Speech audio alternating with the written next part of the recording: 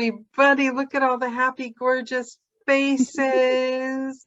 The one challenge I'm going to have with this call from Lisa is because I'm tiny bit too comfortable around Lisa. So I don't want to spill all the secrets. Now I see Jennifer laughing there. Jennifer's another one. I have to very carefully edit any call I've had with Jennifer afterward. It's like, oh my God, how'd she get me to say that? And you're not the one interviewing. So Lisa, please be kind. Wait, is that why it takes you like 2 months to edit my Yes. videos? Okay. Yes. Your calls take extra long. I have to very carefully edit it. That's why I was so sad I missed that one live. Yeah. Yeah.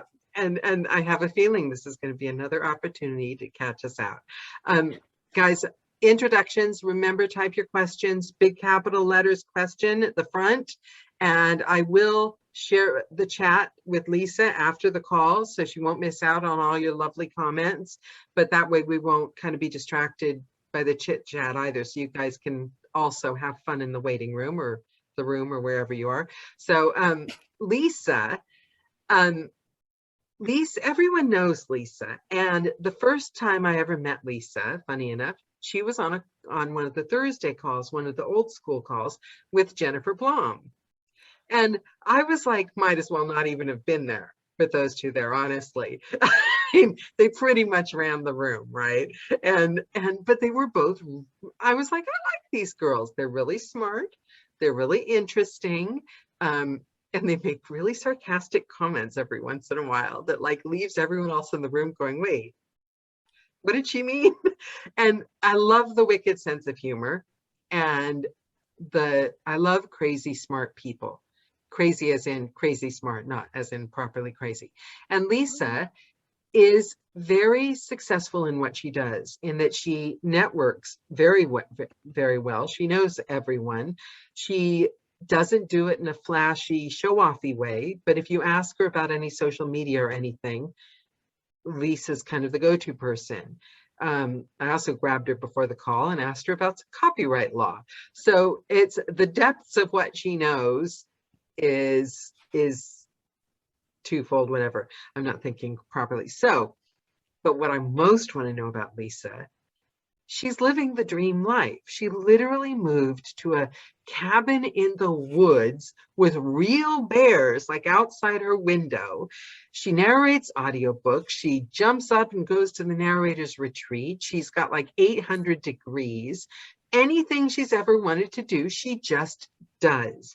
And I want Lisa to explain to us how she bypasses that part. You guys might not have it, but I know I do. That part of her that should be saying, are you crazy? People don't get to do this. This isn't possible. Lisa just goes ahead and does it anyway. And I want to learn her secret on this call today. So, Lisa, can we please start with, which came first, the cabin, the bears, or the books? Oh, definitely. Well, the bears were here first. The bears have definitely been here before me. They were here before the cabin was here. But were you with the bears before you started the books? Yeah. I've been living in Asheville for a while now, and I just started narrating. What year is it? 2021, 2018. I started narrating at the end of 2018. So, wow, it's like you've been here forever. No. Like 3 years. Doing this for years. Okay, so no. How did you end up in a cabin in the woods? I was living in St. Louis, Missouri. And if anybody's ever lived in St. Louis, Missouri for any length of time, they know why I no longer live in St. Louis, Missouri. No, I love blues, go blues, woo! And I love the food and I love my people, but it was just too many people. So I had to get out, and I wanted to get back to the Carolinas because it was 4 seasons, because in St. Louis, it's either too hot or too cold. So I wanted 4 seasons. And here in Asheville, I've got mountains where I am literally, and I can get to the beach in 4 hours. Asheville, Raleigh. Were you looking for mountains and a cabin, or did it just No, like the it was what cabin came was up? totally accidental. The cabin was because when I landed in Asheville, all of my stuff was in a pod in Charlotte in storage. So I just had, my vehicle stuff and, another friend's vehicle, couple of vehicles worth of stuff, and my cat. So I just I got a furnished month-to-month apartment and just started researching the Asheville area and put up maps on the wall and did little circles and figured out where I wanted to live and drove around and searched MLS. And one morning, this little picture that looked like, something out of Deliverance, very literally, was there that said 2-bedroom, 2-bath, 1.4 acres in my price range. I was like, whatever. It's right next to one I'm going to go look at, so I'll drive by. And I drove up and I saw the giant wall behind me, and I was like, this can't be it. But if it is, I'm buying it. So it was like love at first sight. Yeah, there's a 90-foot rock wall in my backyard that used to be a mica mine. Wow. This place used to be a mica and granite mine. So the log cabin sits inside of the bowl where all of the rock was blasted out. So do you just like wake up and walk out and like breathe? Because we had a cabin we did summer vacation in, and the air, just breathing the air, you felt like you were like, that was all the health benefit you needed the rest of your life. My backyard is like, right now I can see the rock wall, and it's probably 50 feet from the house, back from the house. And all of that is moss and some other rocks and a hemlock tree. But is it not scary? Okay, I read too many thrillers. You see, I was born and raised on a 400-acre cattle farm in Mississippi. Okay. Looking at the stars through my father's home-built telescope. I mean, that's like the books we read. That's like it seriously was. We had dogs and cats, and I mean, they're chickens and blackberry bushes. I mean, and I talked to the cows. It was weird and shit. Yeah. Do you think it informs who you are as a human being that you've spent your whole life that close to nature? Oh yeah, absolutely. Absolutely. But I also spent 20 years living in St. Louis, Missouri, living downtown in the Central West End in assorted places that were not very safe. So the bears are nothing. Yeah, Nancy says the bears will protect you. Nobody messes with them. Yeah, I'd rather walk outside and be like, oh shit, bear, than walk outside and have to duck. Yeah, good point. Whereas I can walk anytime, anywhere, streets of London, LA, not even flinch, but like you put me on a dirt path. Yeah, and the streets of New York, the streets of St. Louis, the streets of Dallas, the streets of Atlanta, the streets of any big city, Chicago, wherever, they don't bother me either, because it's just another place. And as long as you're aware of your situation and your surroundings and everything, you're okay. You know? And I try not to put myself in too many stupid situations. But so then how did you start audiobooks?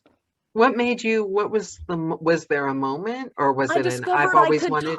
I discovered that talking to myself in a padded room and recording books was a thing. Yeah, now because this is what comes from moving out into the middle of the woods. Yeah, well, I was working for a property management team when I discovered that not all audiobooks were recorded in LA or New York in a professional studio with people going blah blah blah blah blah blah blah blah blah, like all everything else was. I figured it was a lot like the music industry, and that you had to go to the studio and do the recording, and that maybe I could get in and but as soon as I found out wait, I can do this, because I ran an IT company. I've been building and working on computers not since they began, but since the TRS-80. But so do you not have, I mean, everyone has it for some things in life, but do you not have, you obviously then have a strong enough sense of self that you don't seem to have any like fear or trepidation before taking on these big, massive life changes? Or do you just I have have fear the and fear and do trepidation. it anyway? I have fear and trepidation every single day of my life. I mean, yeah, Jen, exactly. Do it anyway. You just do it anyway. That's the essence of stoicism, which I was a stoic before I knew what stoicism was. And I mean stoicism in the terminology of the ancient Roman general and, Zeno and And Epictetus can you and tell me Marcus a little all bit them. about Stoic? Because to me, I get it. People The think little that bit that I learned stoicism about it means reminded me of Puritans, and they annoy me to death. They're the opposite of every single thing I stand for. no, stoicism, a lot of people think that if you're stoic, that means you have no emotions and you're just a cold, heartless, whatever, and you just go through life and just don't care about anything. That's not what stoicism is. Stoicism means that you are aware of your passions, you know what your passions are, they are all up in you, you feel that shit, it's all in, but you do it. You do what needs to be done. You do You the suck next it up thing. and do it anyway and stop whining. Life sucks. Yeah. Do it anyway. It's nasty, brutish, and short. Are you sure that's Italian? Because the Italians I know.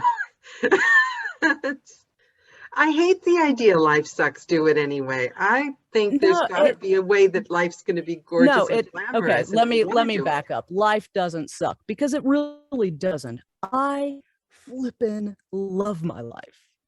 Right, Good, bad, and indifferent, I love my life. right. Life is hard. We all have struggles. Everyone has really horrible things happen to them.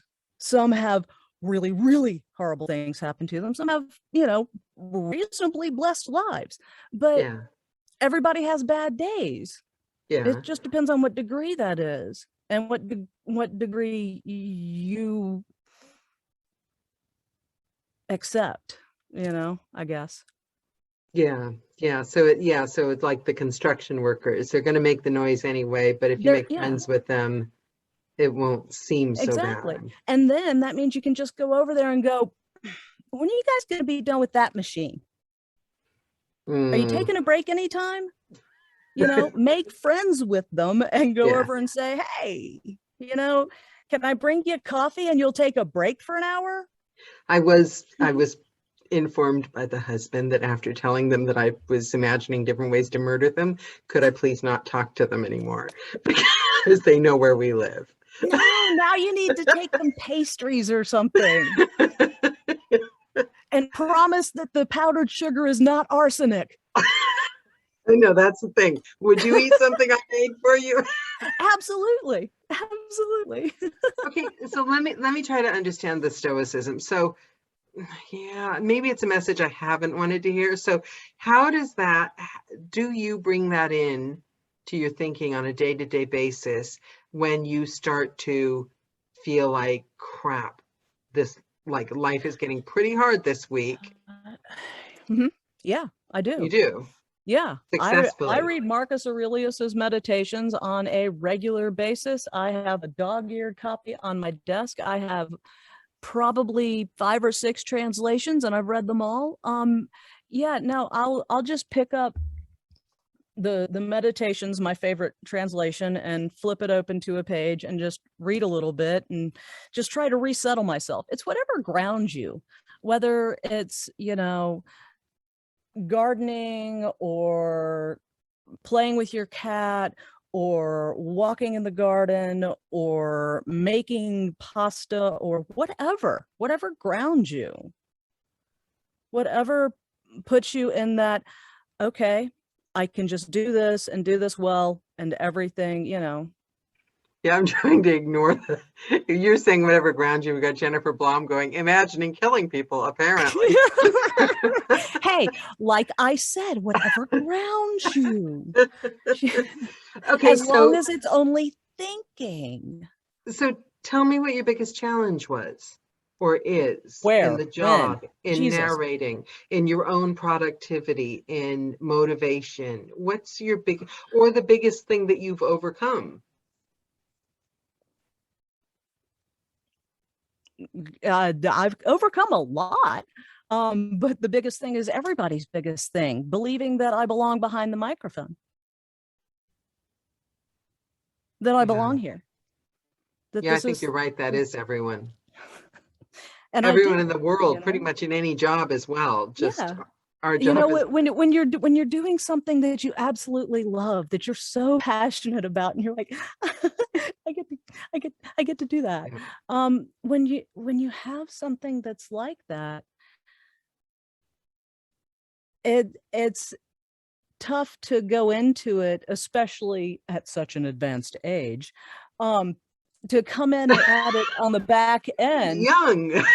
To come Yeah, at it see, on the back end, did like, you think of age when you started narrating? Because like I are you never ever kidding think of me? age Of when it course comes I to did. you. Of course I did, but only briefly. Isn't it funny that we think these things and like they're literally our own stories and they're Yeah, like nobody else's stories. yes, that's exactly where I was heading. So perfect segue, bravo. Or I should say bravo. Yeah, that was a perfect segue, because that's really what it is, you know. Shit, I just lost my train of thought.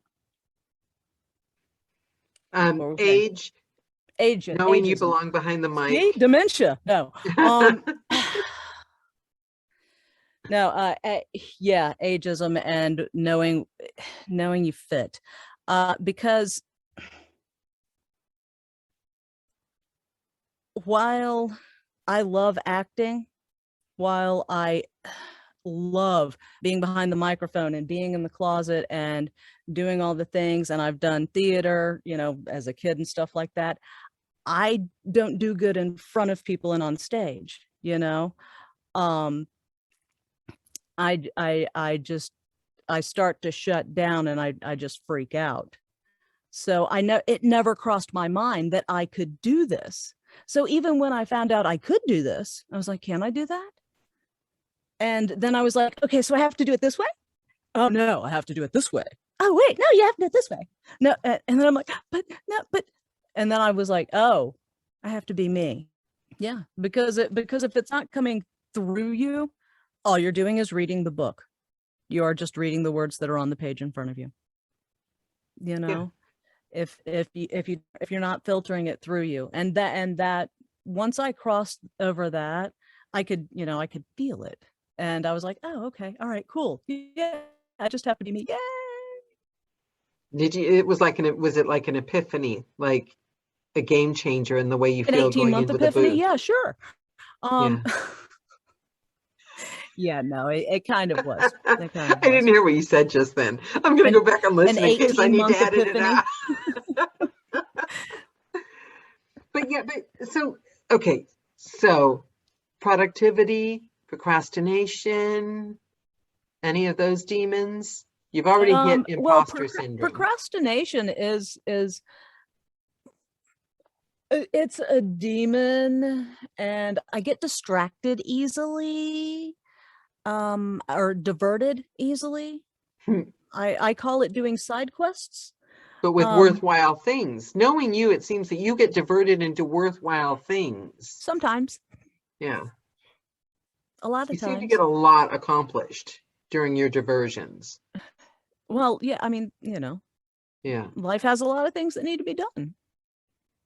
Which is the constructive living. Yeah, pretty much. You know.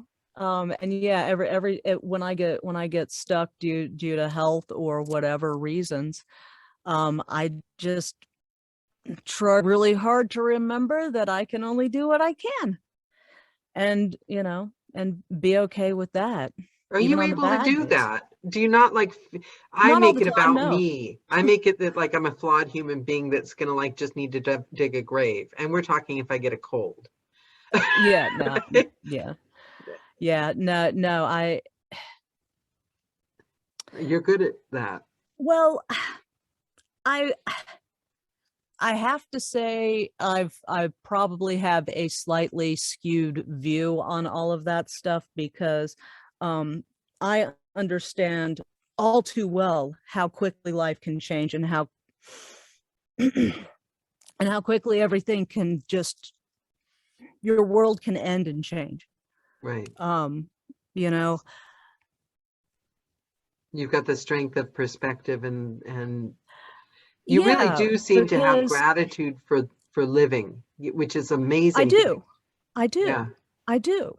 And all of that and everything all stems from and it kind of goes back to the procrastination, what smart ass comment I was going to make to keep myself from feeling anything like people do, Yeah. was that We being do. late is genetic.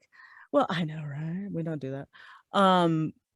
Being late is genetic in me. My father was literally late to his own funeral. um Oh. he was. I'm not kidding. The hearse Oh, broke down on the way to the graveyard. oh no. So but yeah, that's it. It all real honestly stems from that because all But of that all went. joking aside, whether it's a bad thing or a good thing, I've Mhm. noticed that um in completely different circumstances, but ever since my father passed away, I noticed that the the the negative traits bind me as much as the positive ones, because Absolutely. you really when somebody like that that's important in your life like that goes, you need to tether yourself to the world, and they were your Yeah, tether. and So I you find didn't. looking back for things. And I didn't. I mean, I was 16 years old. It was Yeah. not exactly easy. Um, so it was really weird and really intense and really bizarre for a really long time. But I think that really has informed who, I mean, obviously it's informed who I am. It's given you a But it's, strength. You've got an inner yeah, strength. That's the first thing that's noticeable about you. Are you able to give that to yourself, a feeling of safety? Because you I'm give it to learning how everyone to. else. Everyone feels safe and good and secure around you. Rest easy. Lisa's here. She'll know what to do. But that's your personality. Lisa's here. It's all under control now. And you hate being a leader. And Lisa, if anyone knows her, dodges it like a bullet. In every group she's in on Facebook, she's the one that's leading it. She's posting things. She's planning things. She's in charge of everything. But she's like, I'm not the leader. I'm just helping you with the admin. but I'm the assistant manager. but are you able to hold yourself with any of that? Because you help all of us with it. Like I said, I'm learning to. Yeah. The narration, real honestly, has changed my freaking life in so many amazing, wonderful ways. Like, I mean, Melissa's booth health stuff, the Nick Redman and her breath work. Some of the things that I've learned have helped me physically, and emotionally and mentally. The my God, the digging you have to do when you get really deep into the Mhm. Stanislavski and the Boleslavsky and the Strasberg and the Uta Hagen, and you get into all of that stuff and how you have to dig. I mean, you're basically doing psychoanalysis on yourself if you go through acting school, And everyone you Learn, know is as well. And they say that you yeah, become the sum equivalent of the 10 people that you hang out with the most. yeah, And if that's exactly. true, look at us. It's a great group. Yeah. But no, that's one of my favorite parables is, the parable of the two wolves. It's whatever wolf you feed, you're staying, Jen. Yeah, I know. Jennifer, I don't see many behave. of the comments, but I saw that one. Um, Sorry, the parable, the wolf and the of the seven two wolves. dwarfs. Yeah, there's no, the parable of the seven dwarfs. No, the two wolves. Two wolves and the seven everybody dwarfs. has two wolves inside of them. Oh you yeah, know. which wolf are you gonna? I Yeah, never really which got wolf that are you one. gonna feed? The hungry one or the? I never No. really got that one. Okay. You can there's all kinds of histories on it. It could be Cherokee, it could be blah blah blah. But there's two wolves inside of you. One is love, one is hate, one is good, one is bad, one's good, one's evil. Whatever you want to, whatever your own personal internal demons are, everybody's got two extremes. Hmm. The one that wins is the one you feed. If you keep negative, crappy people around you who are going to drag you down and tell you you're fat and ugly and stupid and blah, blah, blah, or you're telling yourself all of that stuff, then that's the wolf you're feeding. If you're going to have beautiful, wonderful, supportive people around you and you're going to give that to yourself, then that's the wolf you feed. And that's the the one that's gonna win. manifestation, law of attraction, visual. Yeah, And then all that Karen woo-woo shit is Commons all said tied it. together, but it just all Yeah. comes down to logic and taking care of yourself, treating yourself and other people well. And harnessing good energy and directing it, your Be focus. a good human being. Just be a good person, whatever that means. I mean, don't be a dick. How tough is it? Don't be an asshole. Don't be a dick. Just, that's it. DBAD. Comments from the gallery. DBAD. It's our motto. It's our go-to. But we vacillate between don't be a dick and don't be an asshole. It depends on the crowd. But yeah, DBAD, man. And what would Dolly Parton do? Ooh, that's a good one. Oh, dude, I've been singing Jolene for 3 years now. Because did you see that video that came out with that guy doing the cover of Jolene? Yes. You guys, if you haven't seen that video, it's on Facebook. It's I think Lil Nas. Yeah, it's unbelievable. Jesse posted it, and I went down my Jolene Jolene rabbit hole, and ended up with remembering the Bardcore version, which I completely forgotten about. The Bardcore version is awesome. If you've never heard the Bardcore version of Jolene, you should watch that. And then there's also a heavy metal one by Leo, whose last name I can't remember. Yeah, I'm not a heavy metal girl, I don't think. Well, I don't think. I might need to revisit it. I'd like to be I like all kinds of music, but I am a very metal girl. I have Ozzy Osbourne shirt on the back of my booth door. Was Ozzy considered heavy metal? I used to love Ozzy Osbourne. I think we're digressing. Well, we said Ozzy we wouldn't digress because metal. we'd be too comfortable. We're talking heavy metal. We might lose the audience. You narrated Ronnie James Dio's son's. Oh yeah, I'm doing the books. I was like, so I didn't even know who that was, but I know the writer. I did. I love Dio. So do you think your love of music translates into your taste in books and your narration and your ability to produce and sound? Yeah, because I like pretty much all music as long as it doesn't suck, and I like all books as long as they don't suck. But also you're technical with the sound. How did you get that? Like I said, I was raised, my father was an electrical engineer. He was an inventor. I was raised playing with an oscilloscope and soldering irons and drill presses and did he invent anything? Yeah, he had patents and all kinds of stuff. Yeah. Anything exciting or funny or fun? No, not unless you're into epoxy pumps. No. He did invent, he didn't get credit for it because he worked for Bosch, I think it was. But he invented one of the small engines that probably used to run all of the, was it air conditioners or outboard motors? I don't know, some shit. So, he was an engineer. So what do you think is the strongest part of your personality? Like if you're not narrating an audiobook, what gives you joy? Outside, reading, writing, my cats. Okay, so now I have a question. Am I allowed to ask that question, Nancy? Okay, so Lisa, if Lemmy is God, is Dave Mustaine Jesus, or is it just the hair? Oh, it's just the hair. Lemmy is God. The ace of spades. All right, now you're gonna have me singing Motorhead. Great. Yeah, no, my musical interests are wide and varied because my father's the reason I like Ozzy Osbourne, because he introduced me to Black Sabbath, but he also introduced me to most of the classical music that I love, and a lot of music from the 50s. See, do you know what's funny? I haven't Lot listened of to music music from the since my 50s. father died because music brings out emotion.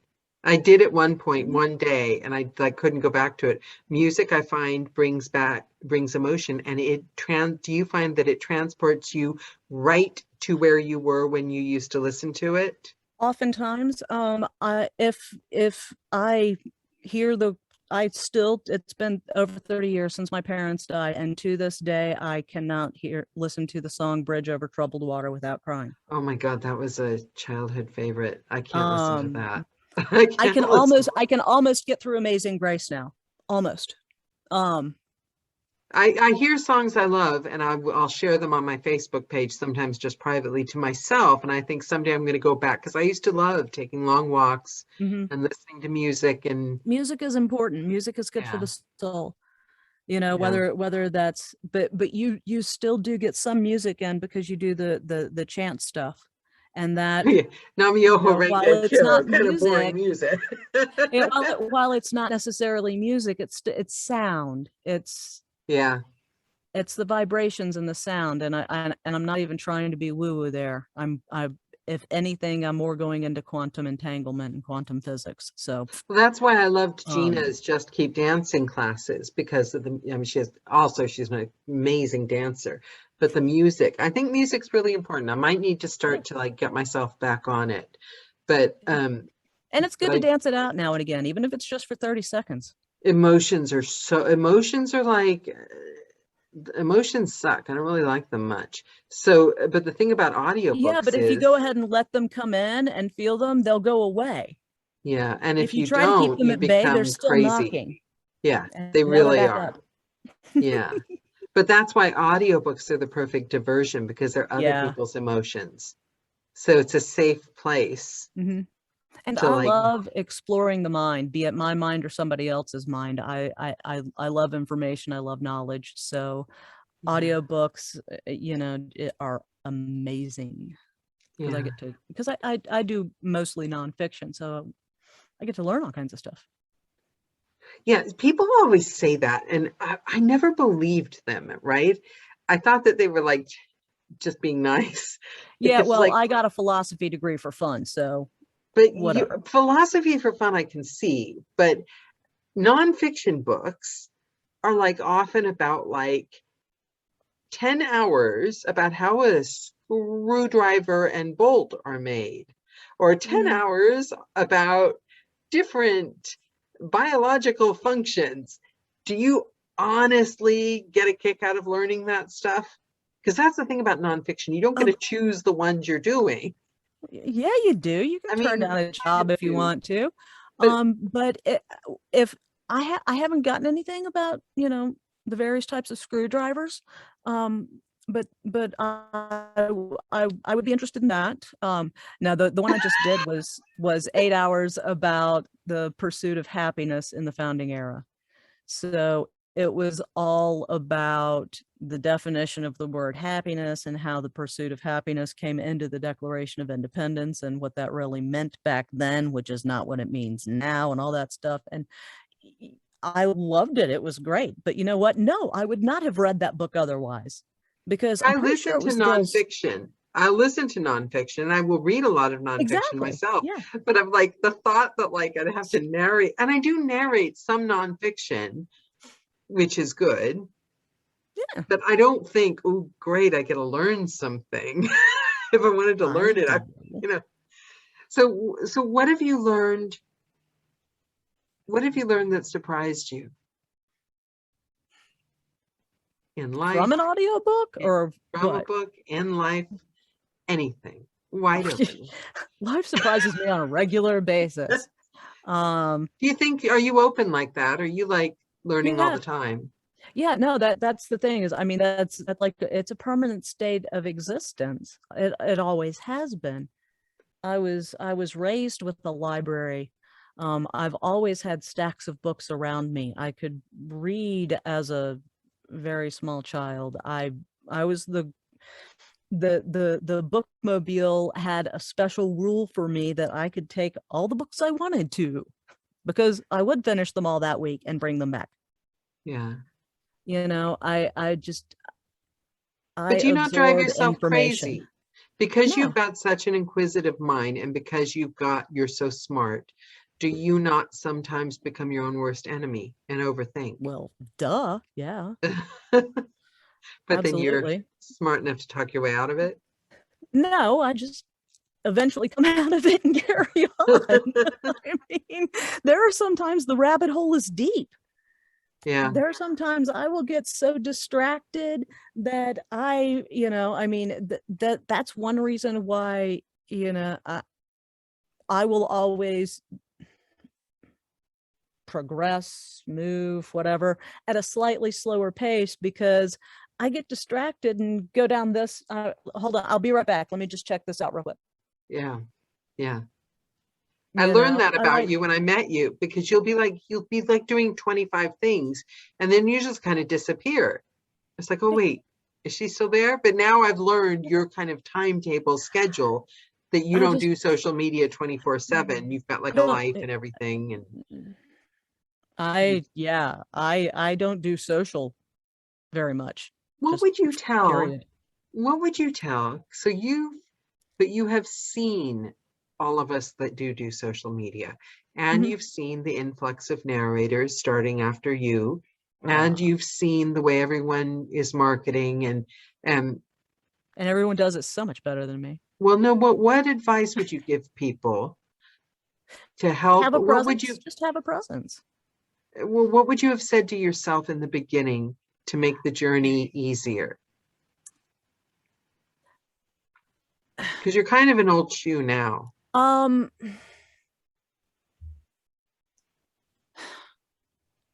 to check out the people that you want to emulate, people that you admire, people who are succeeding at what you want to succeed, the genres you want to succeed in. Because, real honestly, social media, especially in audiobook narration, is very different for different genres. If you're a romance narrator, you need to be in certain places and you need to be there a lot, and you need to be visible Mhm. and vocal and interacting and stuff like that. If you're doing nonfiction, you need to be maybe on LinkedIn more. Um, so figure out what you want, and observe, but have a presence. Even if it's just once a week, you post a picture of your cat. Once a week, you post a picture of something else, just to get yourself in the habit so that you're there. You have to have a presence. The stuff Sean says is true. It's tried and true marketing stuff. Have a presence. Be there on the big 4 or 6, depending on your market, whatever. 6. TikTok, Clubhouse, Uh, Pinterest. I don't think Pinterest would do any good for anybody. which is Discord. sad because I'm really good on Pinterest. I Right? have like 80 billion posts. Pinterest I've is never even amazing. logged into Pinterest. Like, I've Pinterest is never like gone. As soon as it's shopping like you without have to sign spending up, I'm like money. out. You Huh? can click on all the beautiful things you want in the world I and you don't get to need to click own it on like it's beautiful things. yours. I'm not a material. I am not the material girl. I'm living in a material world, but I am Oh not a yeah, material girl. that's me. Exactly. We're like totally opposite Geminis here, you know? Yeah, yeah, yeah. You're the extroverted, fuzzy fur pink Gemini. I'm the one who's living in a corner who's like, no, well, let me just close this door. I'll be in here. It's fine. But it's a really good Um, point, and I've learned a lot from you about that as well, in the way you approach and the way you see different jobs. And I won't go too into it on this call, but like approaching publishers, approaching people for work, getting the jobs you want. you see it, and I always forget. Because my greedy little hands were like, work, any work, anyone? Oh, you love me? Great, I'll do it, whatever it is. But you're very much about the genre. Is this a subject that I suit, that I fit? What are the differences? What are they looking for? And I never even think, oh, LinkedIn for nonfiction, romance, and because I used to beat myself up because I wasn't doing what so many of my friends were doing, the romance books. Mhm. And one day I had to think, okay, if you have that naked man on the cover, literally my eyes, and I'm not saying anything's wrong with that genre. It's No. amazing. It's wonderful. It sells millions of fans, are voracious. But Yes. my first instinctual reaction is not, I'm the girl for you. My reaction is, can somebody get him a shirt? Right. And are they going to kill him in the first chapter? Because that would make it interesting. Only if he has a brother. Oh, God. But the thing is, sci-fi, the gamers, Discord, there really are different. I hate the idea of clicks, but you're very aware of that in everything you do. And it's a smart approach to be smart about I'm not aware of choosing clicks your at all. I could give a rat's ass about clicks. Yeah. That's part of my, that's real honestly the secret. But you're not pretending I they're have a not presence. there. Huh? You don't pretend they're not there. You're aware No, of where the yeah. romance girls are going, where the Well, nonfiction. that's just because I see it. Oh yeah, Jennifer, that's actually the way I meant to say it. Jennifer's good point. Platforms does not equal clicks. That's what I meant. I didn't mean clicks. Sorry. Okay. I just chose a word. Okay. Yeah. In that case, thank you for understanding what she meant, Jen. Yeah, Appreciate that. I say she's a Gemini. She lies and says she's not, but she's a secret Gemini. She insists she's not.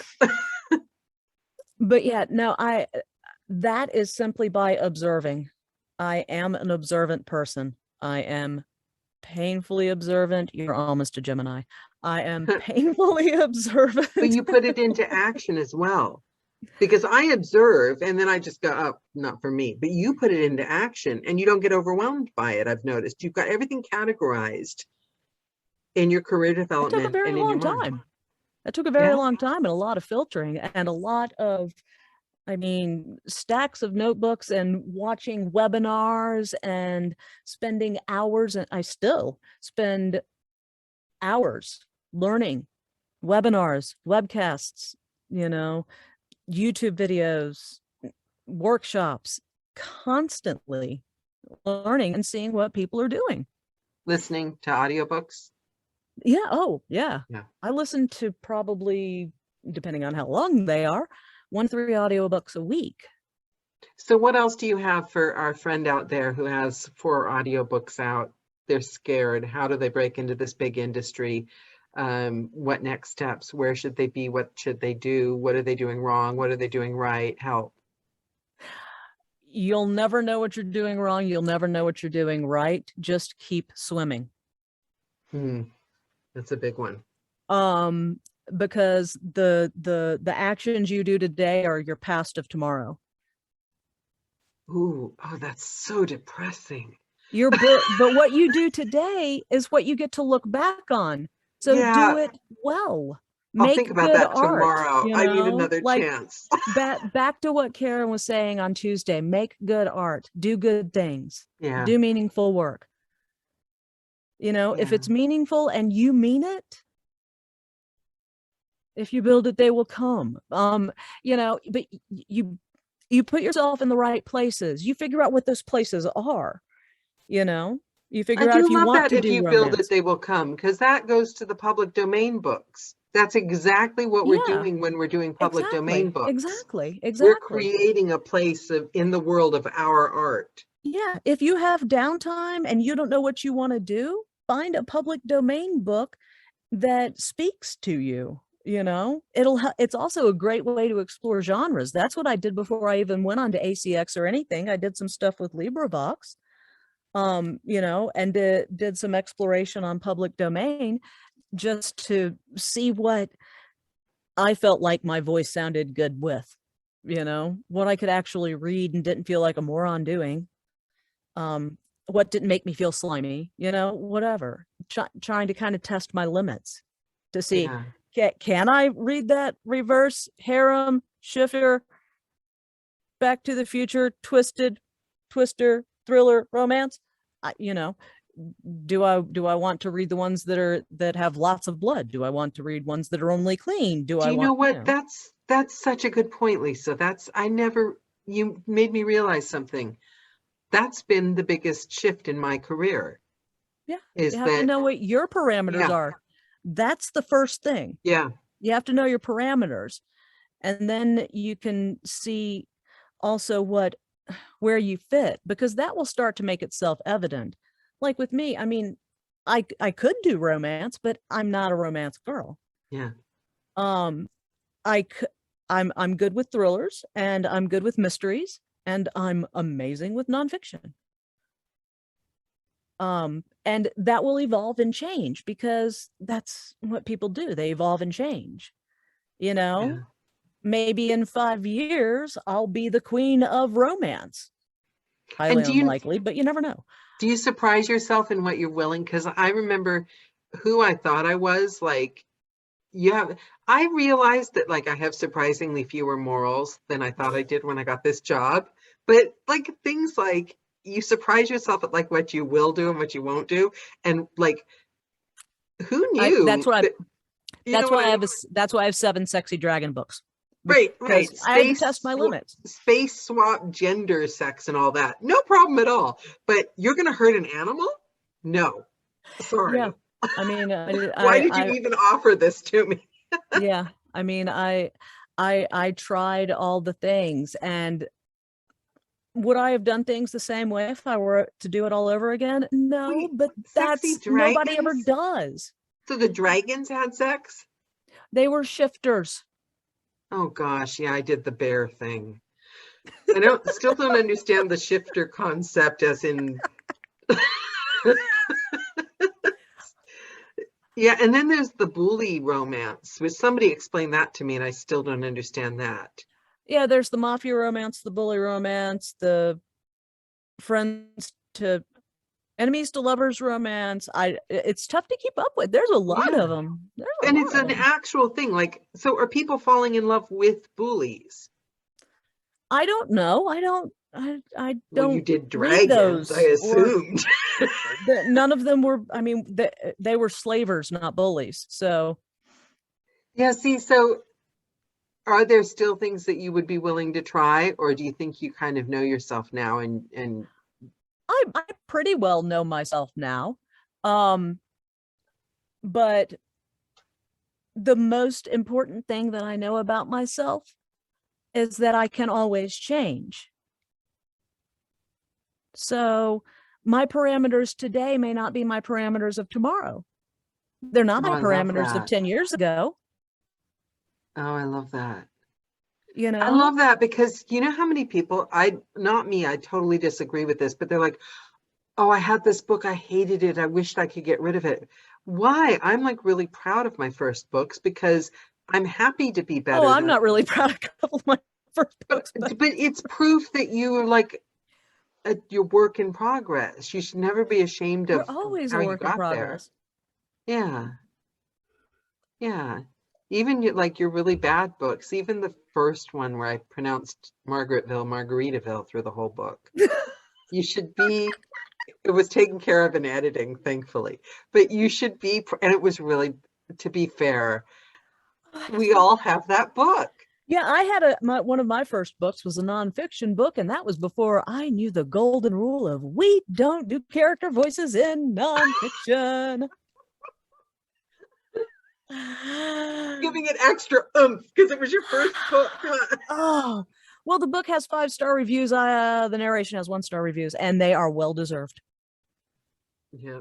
If I And had had guys, time, I would have trashed it and redone it. yes. And if you're that person out there that with like maybe doing 1 or 2 books, make them awful. Don't quote me on that because all the veterans will come out and like scream. But I'm telling you, because someday you're going to look back and get better and better and better. And you're going to go, wow, that girl was really bad. Yeah. Yeah, You no. don't want to be too good that in the beginning, because how are you going to meet that bar?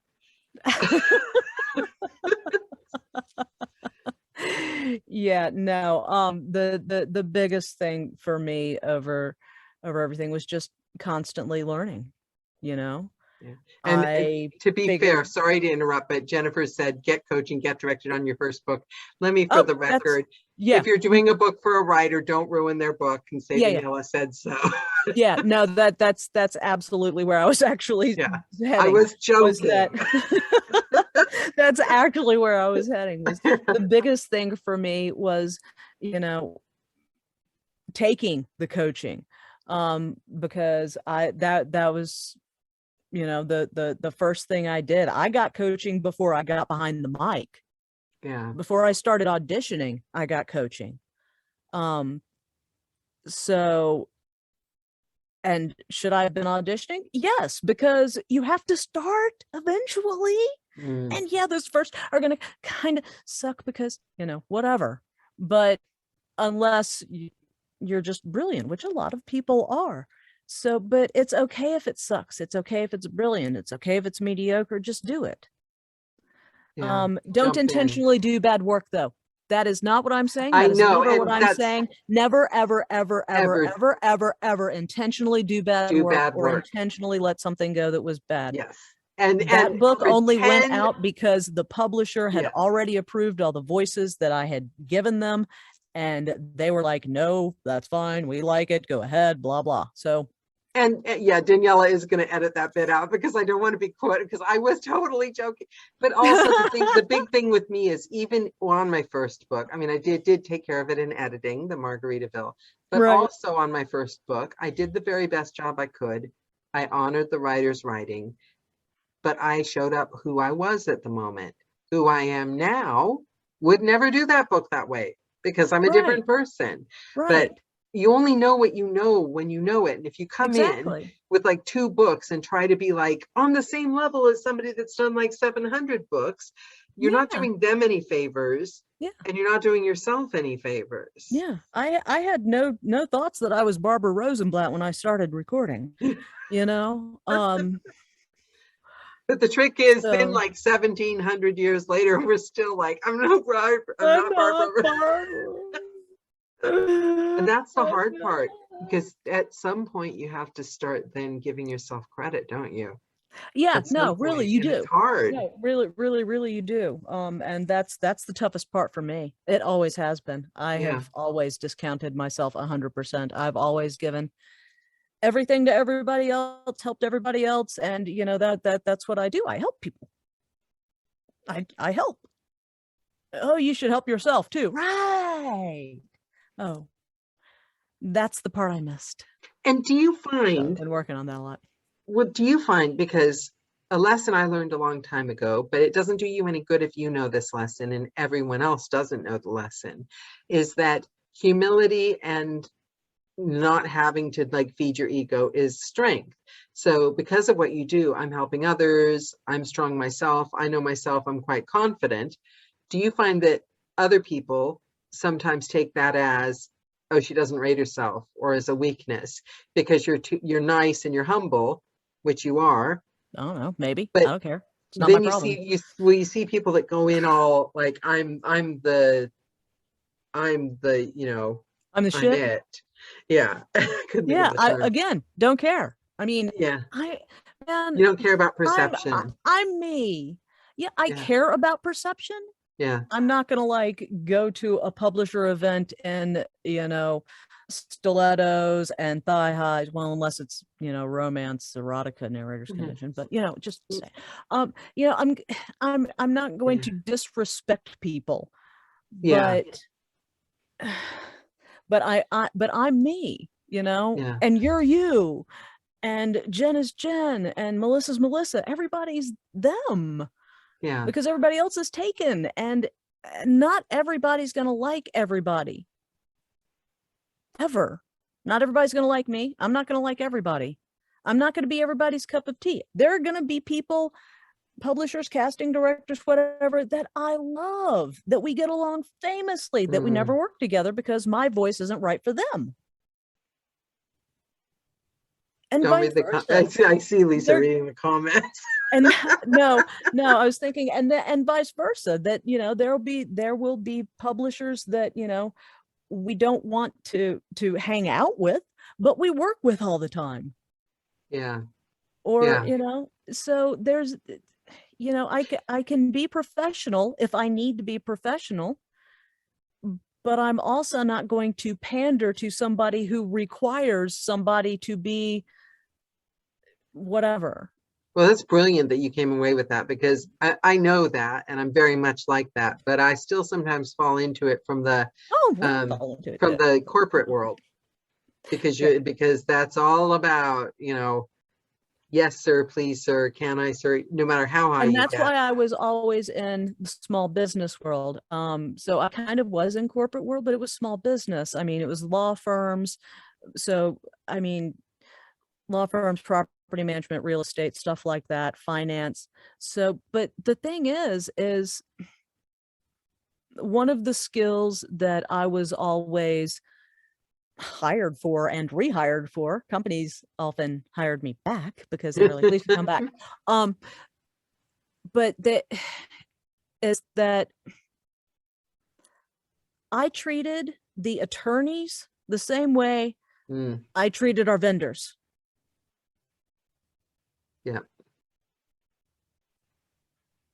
Yeah, we have that in common. Jennifer's like that. I'm like that. You're like that. The people I like that speak to my soul don't see a hierarchy in people. And that's what I don't understand in the Cup of Joe, because some people see, oh, this person's important in audiobooks. This person's not important. I don't get, there's no one person more important. There are people that have done great things that are fabulous, wonderful. Yeah, absolutely. There are people that are amazingly awesome, and there are people that are a little questionable, but everybody is still valuable and valid, and they're still people, and and you're taking their humanity away when you look at them that way. Johnny Heller said that when people are that way to him, it makes him really uncomfortable. Don't treat people like they're part of a group instead of an individual. Everyone is an individual. We're all narrators, but we're all individuals. Yeah, and also we all have these weird backgrounds. So you literally in this job don't know. Weird. That's how we like to talk to ourselves in padded rooms. I know Bob Johnson was a recent guest, and he was like, "Oh yeah, I have a background in like intelligence."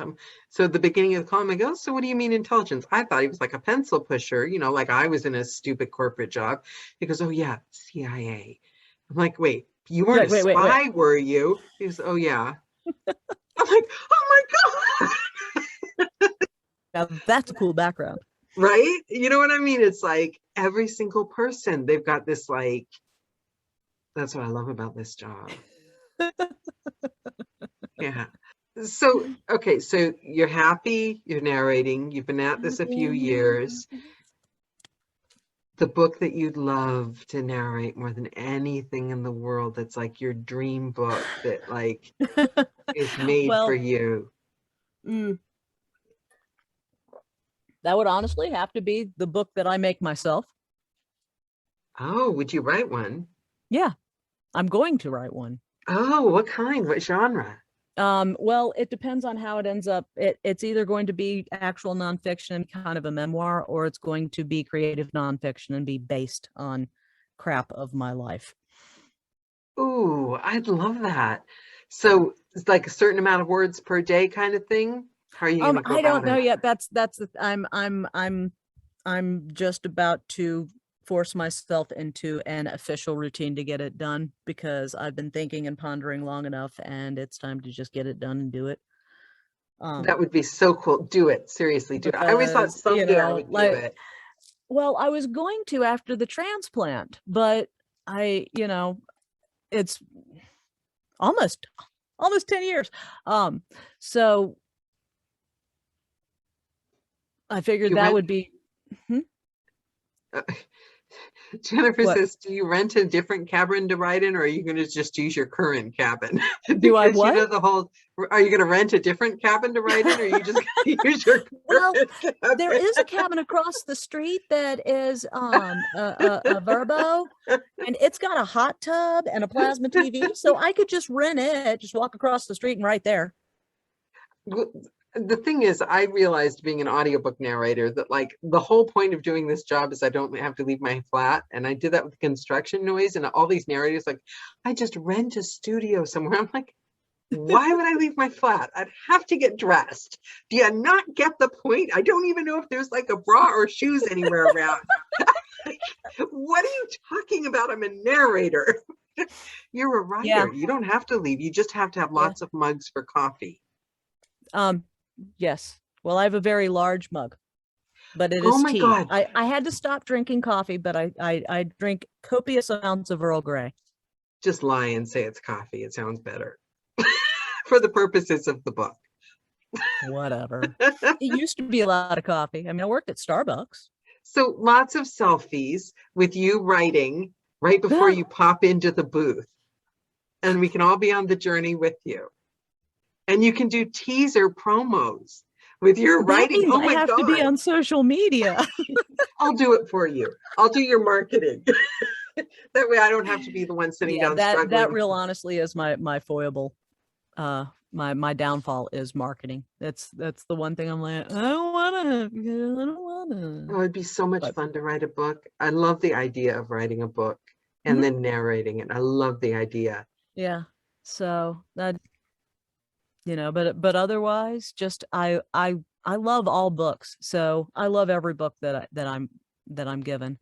But if you write one and you realize how easy it is and how fast you can do it, and then you turn it into a series, and then you narrate those, and then they're successful. But that means I'm writing fiction. That's a different animal.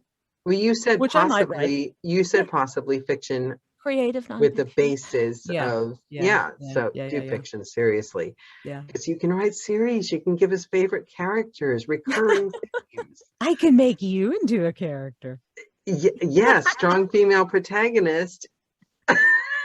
Crazy lady who kills the construction workers next door. Well, do you not envy our writers sometimes, you guys? Because if they ever get mad at anyone, all they have to do is write them into their next book. Yeah, they just kill them in their next book. I mean, yeah, I've actually had a lot of writers say that they do that, or they sell it off as a thing in their Patreon or whatever. Yeah, there's so many, and the thing is we've read enough books that we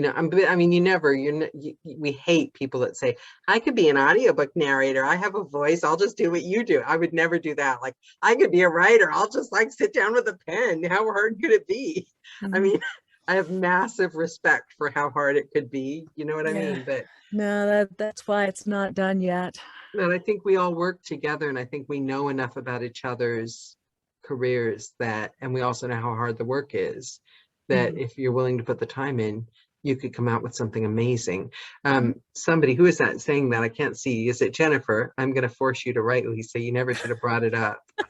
Because now you've got I honestly, I was afraid of that. As soon as you asked the question, I was like, shit, the honest answer. If I say the honest answer, I'm going to be called out, and I'm going to have to actually do it because you've got 15 new accountability partners. I just told people about it. Oh my God. And speaking of putting your word as your voice and all that, so you know how they do those little time capsules at school and they bury them under the ground for like 100 years. So what are you putting in your Cup of Joe YouTube time capsule for people 60, 70 years from now? What last words of wisdom would you like to leave them with? What would you like them never to forget or to walk away remembering or feeling? Yeah, your first draft is due March 21st, 2022. By the way. That might be viable. That might be viable. Okay, so last words. Famous last words. Yes.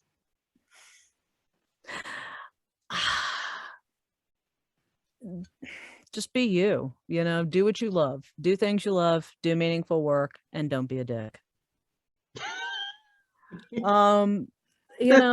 Treat people like you want to be treated, and keep learning, always keep learning. Be open-minded, allow the good things to come in. And don't abide by the negative things. Bad things happen, but, pick up, carry on, and find the good thing that comes after it. That's stoicism, right? Kind of, sort of, maybe, mostly, a little bit. I quite like that. I quite like that. Yeah, I have a lot of stoicism mixed with Buddhism and a little bit of Zen. I mean, philosophy degree. So there's a lot of stuff up in there rolling around, making a muddle of stuff. So I like Nietzsche.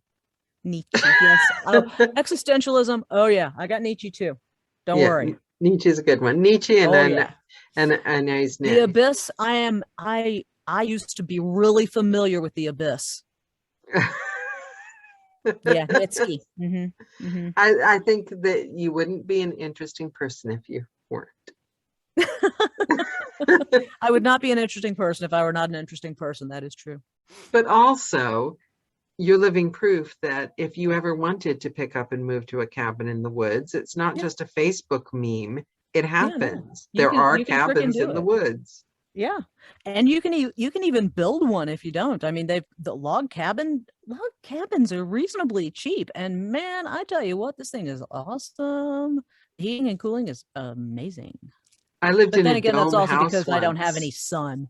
I lived in a dome house once with the Really? the skylights on the top, and you can build those. That's a dream of mine someday, to build a dome. It was the most beautiful thing I ever lived in, because the top floor, it was like a church ceiling, and when it would rain, it was all glass. All the roof was glass, so the rain would be like, it was so cool. You wouldn't be able to record anytime it rained. Yeah, probably I not. can never get a metal roof now. I always wanted a metal roof on my log cabin in the woods, and now I can't get a metal roof because I'm a narrator. Yeah, that would be problematic. But bears don't make noise, do they? Because you're not hardly going to go out there and tell them to keep it down. They are quieter than the turkeys. The turkeys make more noise than the bears, definitely. Yeah. I can hear the turkeys coming way faster than the bears. Oh, that's a good idea. Nancy says we should have a narrator's commune in the mountains. We can all cook communal meals. Asheville would be a great place for it. I was thinking we should just buy some land. We can build a bunch of homes around a central place and have tiny homes that are all studios. And nobody would talk. Nobody no would say leaf blowers are allowed. No leaf blowers allowed. We'd all learn sign language so that nobody interrupted anyone. Because do you find sometimes? No, you can talk, but because all the internal and the inner circle will be all silent, nice silent studios that we build that I love stop the planes and everything, and I love that we can have a proper narrator's commune with hippie skirts and everything. Oh, sure, I mean, add some fire pits and a wine cellar. Let's bring communes back. We have to have a wine cellar for Sarah Nessel. We could we could grow grapes and make our own wine. We could brew beer on site. We can have campfires with hot chocolate and marshmallows, and Jennifer Blom will sing for us. Absolutely, and play the ukulele. Yay. Yeah. And I used to know how to play the ukulele. I probably still could. I don't know. Wouldn't that be so much fun? Or we could write a book about a narrator's commune. Except eventually you turn into murderers. Exactly. Eventually you do know somebody would start murdering us and picking us off one by one. I feel like this whole conversation has been very incriminating, and I'm sorry, but I'm not a lawyer. I don't even play one in a book, but I just want to let you know that I was nowhere near aisle 7, Your Honor. You do know that I can never ever commit a crime, and I better hope nothing ever happens near me, because it's literally you've said you're gonna kill 80 people on this call, and I'm like, your death toll's coming up. She's like, I could never live alone in the woods. There's no one to kill out there. I'm a gentle soul at heart. Just my branding. And don't try to hug her; she'll kill you. Oh yeah, no hugging. Also, I just wanted to also say, Lisa and I were supposed to do a Joe talk together, and then you scheduled this post separately instead. Oh, I forgot. Right on that same Joe call, you were like, I should schedule you both. I think. And you didn't. You scheduled it separately. That's actually a really good idea. I'm surprised I didn't think of it. It was the first time you came up with it. So if you forget it again, good idea. It'll be a good idea. You'll just forget it again. Well, I will be looking at 2021 schedule soon, and you mean 2022? The ideas. Yeah, that's whatever the next year is. Looking at this current year.